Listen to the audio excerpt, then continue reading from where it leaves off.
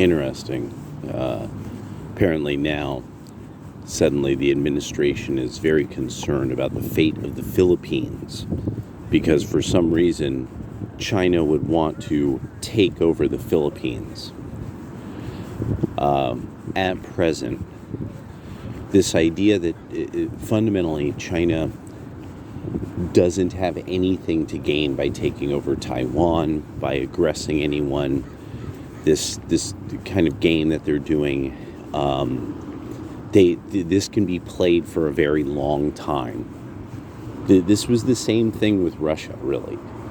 This kind of game of testing the fences and stuff like that could have been done for a long time, while then deals were made to tie a nation to everybody else, and everybody then mutually benefits from the relationship. So at some point they'll want to play somewhat good. But you see, what we did is we handed China too much opportunity, too much of the pie.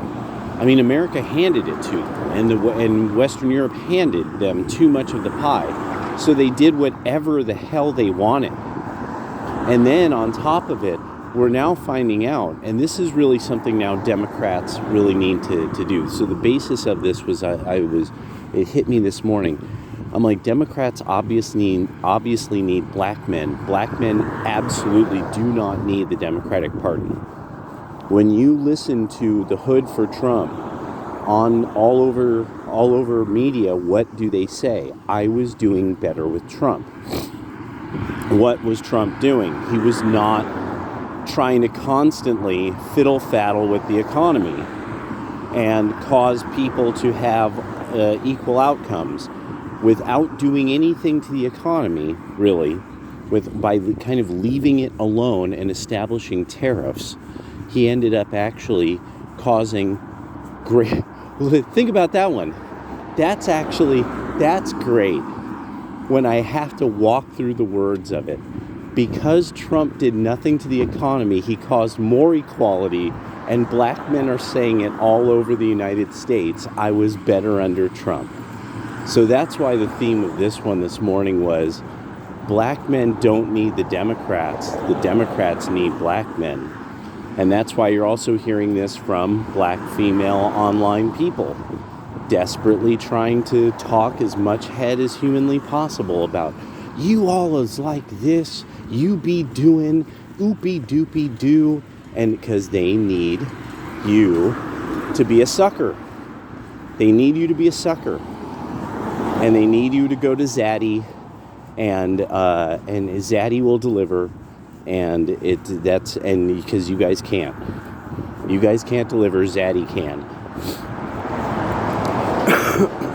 And it gets as ridiculous as, and look at this random woman. She got this white man. See, we be finding other men. Ha ha. Ha ha. Now the best part about that, and this is the part that it's like it's going to take time for in the long run, like for people to get used to this. Probably about another generation. Very likely it's going to take another generation, because even now, with almost the entire population of the Western world being introduced to genomics as an industry by getting their genes read when swabbed, they won't look up genomics. So we're also going to find out about the whole thing about why do black women, why are they far more likely to stay within the group? Black men stay out of the group, which is exogamous reproduction, similar to the Jewish tradition from the Old Testament of sending the son out to get a son from another group, or a daughter from another group, and bring her back. And so so why don't the women do that? The women don't really do that because they're led to a type of stability of the genetics. And it's very natural for female groups to do this. The mothers gets into, this is why you see a tradition of the ancient times of the mothers, that things like inbreeding were not weird, because really this was, they were still it was still this super low level way of stabilizing the genetics. And once you start dealing with groups that are from outside of your larger set of clans, you jeopardize that. And then you have outcomes that can't be really known. Like, so one of the key things is, will this outcome cause the offspring to not aid the mother's group? Like, they'll aid the father's group, they'll aid the other tribe, they'll aid the other clan, they'll aid the other group of kith and kin. And so stable genetics, the boys come back and help mommy. That's that. So yeah, there we go. Roll that concept around in the mind a little. Stable genetics by humans and stabilizing them cause humans to then have children who are far more likely to help mom when she's old. Unstable genetics cause the concept of the wandering guy. The guy who leaves, he leaves the tribal group, doesn't come back, he does not help mommy when she's old. That's a sign of unstable genetics starting in a group. Or an outcome. That's an outcome of unstable genetics in a group. That's not really, because that's not a social thing. That throughout most times in human history, you would not have been a part of another group. They would have been like, where are you from? Who is your kith and kin, and of sorts. Hence the old names of people and such, and the stories we have of them, and how did they identify themselves? That they were of groups. They weren't individuals. The only individuals were the people who were leaders of groups of warriors and men in the old days. Or children of divinities. There was the only individuals. There was no individuals. And so, so that was the first thing. I was like, that I was rolling around, because say one of the things that this ends up concerning is for black males and employment. Black males gain nothing by there being increased immigration as far as employment. Nothing, absolutely nothing. And so this is another one that the Democrats need, that these people to vote for something that's not really to their advantage. And so then taxation rates, and so now the next thing is, really, why do black men want to be associated with a party that so openly shows that it will use the media and the Justice Department and then the secret police, and using the secret police and the media to gin up stories, like to literally cause, quite literally cause drama in a person's life, that it's not that that no one will take Trump on. Biden won't take him on. Note that. He's so honorless. He's such a cowardly old man. He won't actually confront him and take him on one on one. And every time, I mean, you got to be one lying punk motherfucker to think, oh no, he wasn't getting help from the person who was overseeing the debate. It's like, no. And that's why at a certain point, it's honor culture. And black people can't get past that. It's in you. It's in your genes. Honor culture, just like the Scots-Irish and their racing of cars and steamboats. It's written in you. You compete when you're dancing, they compete when they're fiddling. And so it's one of these things of what a competition's supposed to look like, and Biden lost it in every possible way. They need you, and they need your vote, because these are punks and busters who can't win without you. You're the black friend. You're the intimidating black friend Don't try to write it in your mind another way, because it just starts to get sad. Denying stuff like this, it just makes it like, God damn, you are one sad race of negroids. No, they need you because you are, like, you dance cooler, you dress cooler, you act cool, they feel cool around you. You know, Destiny feels cool now that he's like accepted by, are you gonna go? Are you gonna, no, he's not. Okay. Didn't know it was a van, so it's like one of those, are you gonna pump it? I think it's a hybrid van. No, not pumping it. There's no pumping going on with the hybrid van. Hybrid van man does not pump. Anyway, so, no, but it gets into this thing where I started thinking about this. I was like rolling this around. I was like, no, this is like really, truly like that sad thing of like, you know, like just wanksters. The Democrats, and especially the progressives now, they're becoming wanksters. You know, like Hassan Piker is a commie wankster now. You know, it's like Vaush knows he can never come across in a way that makes men like, oh, look at the mighty Vaush. He was truly working class. You know, it's no. You know, but it's but yeah, it's they're at the stage now that it's like, no, really, these people, we help them. The brother man, we're down with the brother man, and that now black American culture is being tied to Palestinian culture in some weird way, which this keeps coming up because of the tradition of racial mysticism out of people like Noble Drew Ali and the Moorish Science Temple.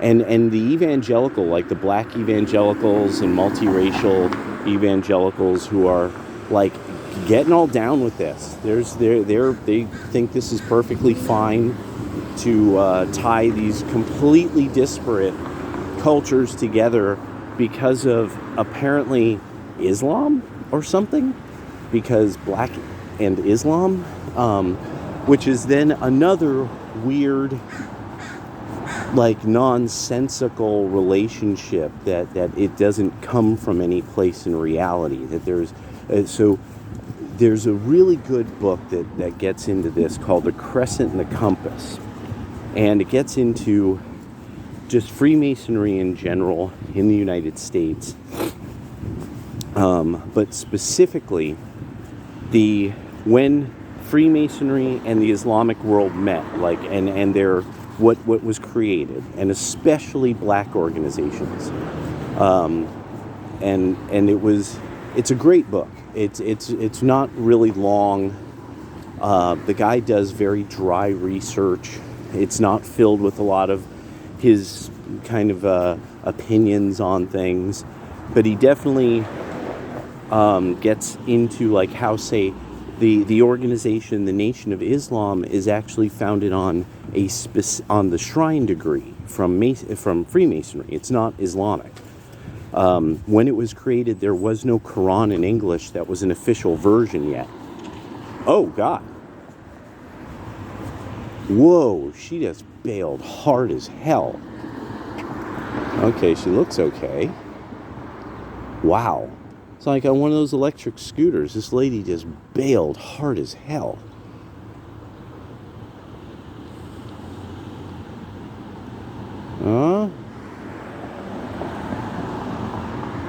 Okay. She's looking like she's doing all right.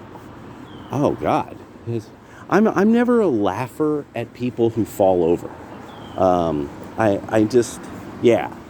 Like, when people fall over, like, I mean, like, all kinds of bad stuff happens to people who fall over. Like, when I was a personal trainer, this came up. Like, somebody would be like a really good athlete, and then they would just slip on like a curb, and they would just like barely fall, pull their back out in some way. From that point, the person's trying to get their back to heal. Didn't really even fall, just barely tweaked their back. That's 4 months on their butt. They gained weight. They can no longer compete in their sport because they are too different in weight. And I was like, how does that happen? But then that's how life is. You never know. Like, don't fall down. Don't fall down. You will never believe like how bad it is. Try not to fall down. And so Islam and this Black American, like this fantasy of Black Americans having some intertwined history or something, or that it was the true religion of the African black man and all this kind of stuff. Christianity reached Africa first. It spread through. It had widespread success through conversion. This is before there's really great numbers of Christians. This is in that first 300 to 400 years where it's like, where it was like hardcore, the hardcore stuff, like, and it had nothing to do with war. Most of these people were being killed because they didn't agree with something pagan at some point. Islam came later, and really now there needs to be something understood, because the objection to their immigration is going to be coming up, and it needs to be understood because the Quran has nothing to do with the biblical tradition. Most of its stories in regard to that are not exactly correct, or they're really oddly put together.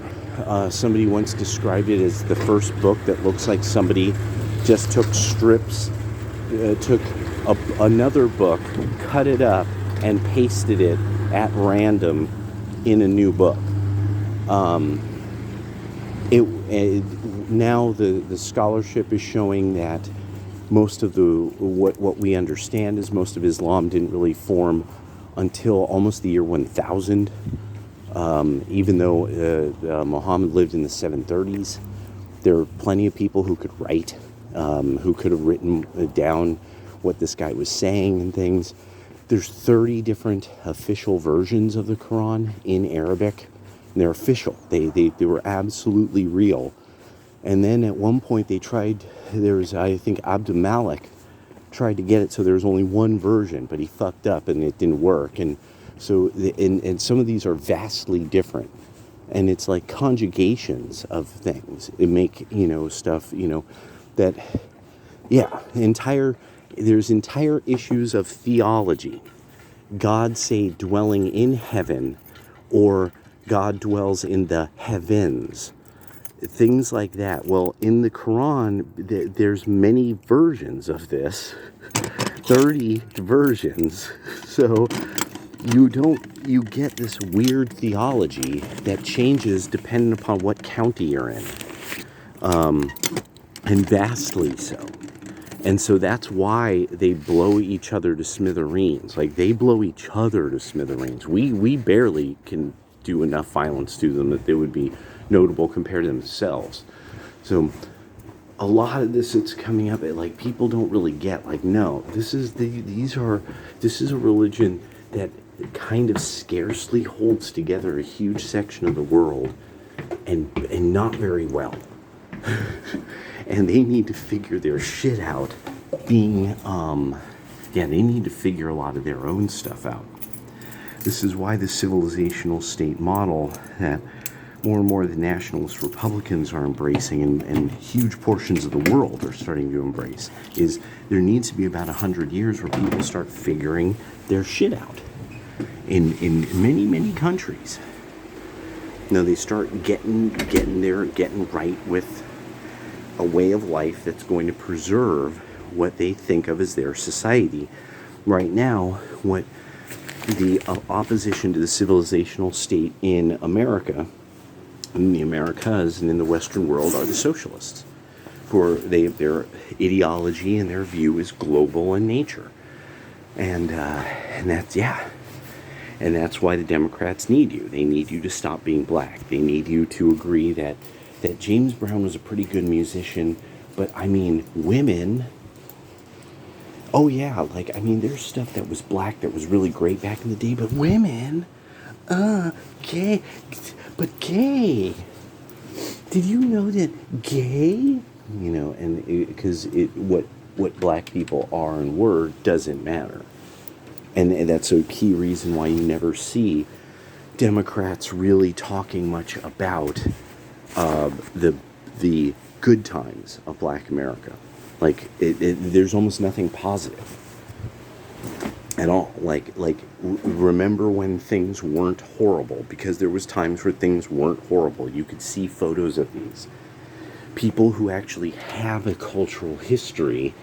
You know, they have some kind of background they can actually point to. No, once, and then my grandmother went to this school and blah blah blah, and she did very well. My grandfather and her were very happy together, but there's all these black people who are like, no, it's been nothing but misery, nothing more than misery, you know.